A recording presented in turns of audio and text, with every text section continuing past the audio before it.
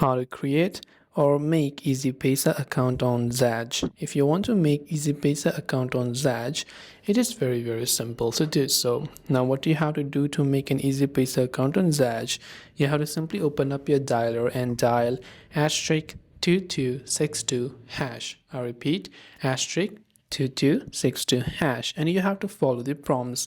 This also includes entering their CNIC, which is Citizenship National Identity Card, and date of issue, and you also have to create a 5-digit PIN code and confirming the PIN to log in. Alternatively, you can use the EasyPaisa app and follow the instructions, but you can just dial that USSD code instead. So this way you can make EasyPaisa account on Zaj. I hope the video helped you out.